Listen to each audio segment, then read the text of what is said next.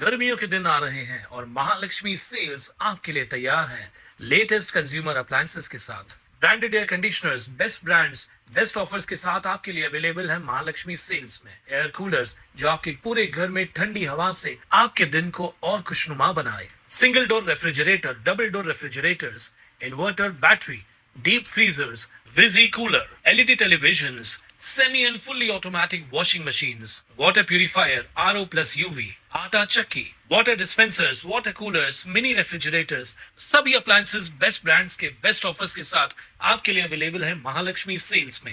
कल्याणकरांसाठी शनिवारचा दिवस अतिशय अभिमानास्पद आणि सुवर्ण अक्षरांनी नोंद करण्यायोग्य ठरला। निमित्त होतं ते देशातील पहिल्या महिला डॉक्टर आनंदीबाई गोपाळ जोशी यांच्या स्मारक पूजनाचे। या स्मारकासाठी राज्याचे उपमुख्यमंत्री एकनाथ शिंदे यांनी निधी उपलब्ध करून देत आपला शब्द पाळल्यानं भाजप नेते आणि माजी आमदार नरेंद्र पवार यांच्या पाठपुराव्याला यश मिळालं। राष्ट्रीय स्वयंसेवक संघाच्या संरक्षिका गीता गुंड यांच्या प्रमुख उपस्थितीत हा कल्याण पश्चिमेतील वसंत व्हॅली परिसरात हजारो कल्याणकरांच्या उपस्थितीत हा भूमिपूजन सोहळा संपन्न झाला। देशातील पहिल्या महिला डॉक्टर असणाऱ्या डॉक्टर आनंदीबाई जोशी यांचे कल्याण शहरामध्ये भव्य स्मारक असावं अशी हजारो कल्याणकरांची जुनी मागणी होती। भाजप नेते आणि माजी आमदार नरेंद्र पवार यांनी सुरुवातीपासून ही मागणी लावून धरत त्यासाठी शासकीय स्तरावर सतत पाठपुरावा सुरूच ठेवला होता। तर विधानसभा निवडणुकीदरम्यान शिवसेना नेते आणि तत्कालीन मुख्यमंत्री एकनाथ शिंदे यांनी माजी आमदार नरेंद्र पवार यांची भेट घेतली होती। त्यावेळी नरेंद्र पवार यांनी एकनाथ शिंदे यांच्यासमोर कल्याणात डॉक्टर आनंदीबाई जोशी यांचे भव्य स्मारक करण्याची इच्छा व्यक्त करत त्यासाठी शासनाने निधी उपलब्ध करून देण्याची आग्रही मागणी केली। त्यावेळी देशातील पहिल्या महिला डॉक्टर आनंदीबाई जोशी यांच्या स्मारकासाठी आपण भरीव निधी उपलब्ध करून देऊ असा शब्द एकनाथ शिंदे यांनी पवार यांना दिला होता। त्यानुसार उपमुख्यमंत्री एकनाथ शिंदे यांनी दिलेला शब्द पाळत या स्मारकासाठी तब्बल 15 कोटी रुपयांचा निधी उपलब्ध केल्यानं आज हे स्मारक उभारण्याचा मार्ग मोकळा झालाय। याबद्दल नरेंद्र पवार यांनी उपमुख्यमंत्री एकनाथ शिंदे यांचे विशेष आभार मानले। खरं तर मी सगळ्यात पहिल्यांदा आपल्या महाराष्ट्राचे उपमुख्यमंत्री आदरणीय एकनाथजी शिंदे साहेबांचे आभार मानेल, कारण त्यांनी मला 15 कोटीचा हा निधी दिल्यामुळे हे एक मोठं स्मारक डॉक्टर आनंदीबाई जोशी आपल्या देशातल्या पहिल्या महिला डॉक्टर यांचं स्मारक या ठिकाणी संपन्न होतं आहे। त्याचं भूमिपूजन सोहळा आज या ठिकाणी संपन्न होत आहे। या स्मारकाच्या माध्यमातून एक महिलांना प्रेरणा मिळावी। ज्या प्रतिकूल परिस्थितीमधून डॉक्टर आनंदीबाई जोशींनी शिक्षण घेतलं, परदेशामध्ये जाऊन त्या डॉक्टर झाल्या आणि महिलांविषयी त्यांची असलेली एक जागरूकता जी होती तीच प्रेरणा या कल्याणच्या माध्यमातून पूर्ण देशभरामध्ये जावी, अशा प्रकारचं एक प्रेरणास्थान, एक मोठं सेंटर हे या ठिकाणी व्हावं अशा प्रकारची इच्छा आदरणीय गीताताई गुंडे आणि वनवासी कल्याण आश्रमाचे राष्ट्रीय संघटनमंत्री सदाशिवराव देवधर यांच्या संकल्पनेतली हे प्रोजेक्ट या ठिकाणचं हे आहे आणि त्याच्याकरता निधी आज आदरणीय एकनाथजी शिंदे साहेबांनी मला दिला, तर मनापासून मी त्यांच्या या ठिकाणी पहिल्यांदा आभार मानतो। स्मारक जे आहे ते किती मोठं असणार आहे, कशा प्रकारे असणार आहे, म्हणजे वेगळं त्याच्यामध्ये काय नेमकं असणार आहे त्याची त्याच्यामध्ये प्रामुख्याने यामध्ये डॉक्टर आनंदीबाई जोशी यांच्यावरती माहिती असलेली एक म्युरल्स या ठिकाणी असणार आहेत की जे म्युरल्स बघून त्यांचा इतिहास कळेल, त्यातनं प्रेरणा मिळेल, अशा प्रकारचं एक मोठं म्युरल्स या ठिकाणी डॉक्टर आनंदीबाई जोशींच्या जीवनावरचं असणार आहे। दुसरं एक ऑडिटोरियम असणार आहे की ज्या ऑडिटोरियममधून महिलांना प्रोत्साहन मिळेल, महिलांना मोटिवेशन मिळेल, त्यांचं ट्रेनिंग या ठिकाणी केलं जाईल, अशा प्रकारचा हेतू या ऑडिटोरियमचा प्रामुख्याने आहे। शिवाय एक मोठी ओपन जिम या ठिकाणी, ओपन जिम नाही, मोठी जिम जी फक्त महिलांकरता, तरुणींकरता, महिलांकरता ही इथे जिम असणार आहे, जेणेकरून त्यामधून एक चांगला संदेश की महिलांनी सक्षम व्हावं, स्ट्रॉंग व्हावं आणि येणाऱ्या संकटांना तोंड द्यावं, अशा प्रकारचं एक महिलांचं सक्षमीकरण, महिलांना प्रोत्साहन मिळेल अशा प्रकारचं, महिलांना मोटिवेशन मिळेल अशा प्रकारचं एक मोठं सेंटर हे या ठिकाणी संपन्न होत आहे। आज एक चांगला मंगल प्रसंग आहे की आपल्या आद्य डॉक्टर, महिला डॉक्टर भारतातल्या डॉक्टर आनंदीबाई जोशी या महिला पहिल्या होत्या आणि विदेशात जाऊन शिकून आलेल्या होत्या।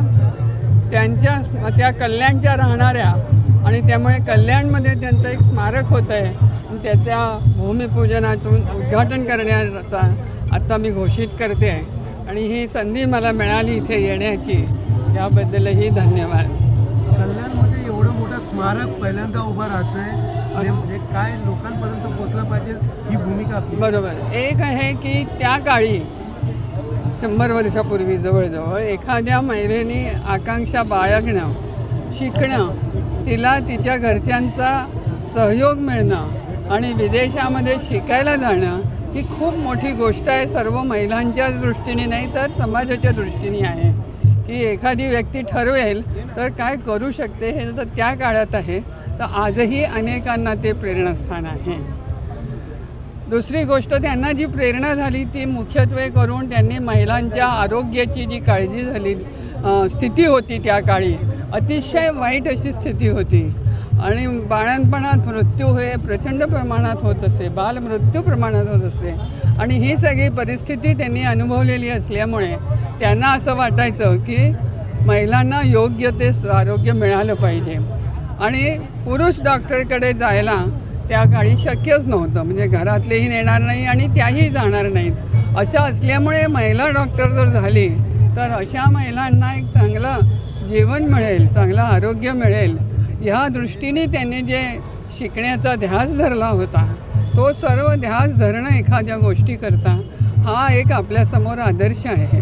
कल्याणपुरताच नाही तर हा सगळ्या देशभरासाठी अशा प्रकारचा एक आदर्श आहे की आपल्या समाजाच्यासाठी स्वतःहून ध्यास धरणं आणि एक त्यांनी महिला स्वास्थ्य हा एक मोठा त्यांचा प्रेरणेचा विषय होता. सगळ्यात मोठी गोष्ट पाहिली की आपण समन्वयक म्हणून काम करता, अनेक वर्षापासून ज्येष्ठ आहात, त्यावेळेस अर्पण करणारे असे थोर नेत्या किंवा डॉक्टर असे सगळे होऊन गेले.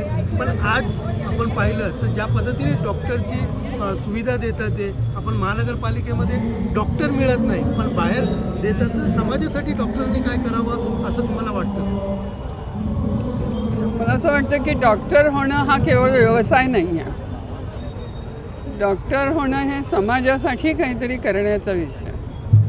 एक तर ते त्याची उपजीविका करतात, त्यांचं नावही कमवतात, परंतु समाजासाठी ते प्रामुख्याने काम करतात आणि डॉक्टरांना आपण रात्री 2 वाजता बोलावलं तरीही ते त्या ठिकाणी येतात, मदत करतात. असे डॉक्टर्सची भरपूर आवश्यकता आहे. माझ्या परिचयातल्या एका डॉक्टरांची मी माहिती सांगेन. सुपर स्पेशालिस्ट आहेत, वाटेल तेवढा पैसा कमावू शकत असते. बंगलोरला माझी त्यांची भेट झाली. परदेशात जाऊन लिव्हर ट्रान्सप्लांटेशनचं त्यांनी काम केलं होतं.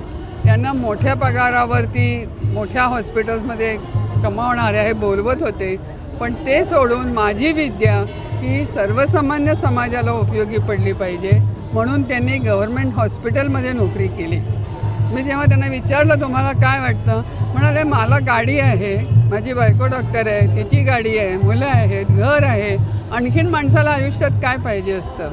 पण आज जे मी कॉलेजमध्ये आणि त्या हॉस्पिटलमध्ये जी सेवा देतो गरीब आणि सामान्य लोकांसाठी, ती माझ्या जीवनाला समाधान देणारी आहे. तर असा हा प्रत्येक अशा व्यवसायाचा हा भाग आहे की माणसांना मदत करताना खूप बरं वाटतं. त्या डॉक्टर भगवती म्हणाले होते, जे हार्ट स्पेशालिस्ट पूर्वी होते ते, की लोकांना असं वाटतं आम्ही पैसे कमावतो, परंतु आम्हालाही प्रत्येक वेळेला जर पेशंट जगला नाही, यशस्वी झालो नाही, तर आम्हालाही तेवढंच दुःख होतं की आम्ही करू शकलो. ही संवेदना जर डॉक्टरांमध्ये राहिली आज शिकताना सुद्धा, तर तुम्हाला नक्की कॉर्पोरेशनमध्ये सुद्धा असे डॉक्टर्स जरूर मिळतील आणि त्या प्रकारचं आपण वातावरण ह्या माध्यमातून, या संस्थेच्या माध्यमातून सुद्धा करावं असं मी संस्था चालवणाऱ्यांना आवाहन करेन. कुणाल म्हात्रे, स्वानंद मीडिया, कल्याण. ताज्या घडामोडींसाठी स्वानंद न्यूजला सबस्क्राईब करा आणि बेल आयकॉनवर क्लिक करा.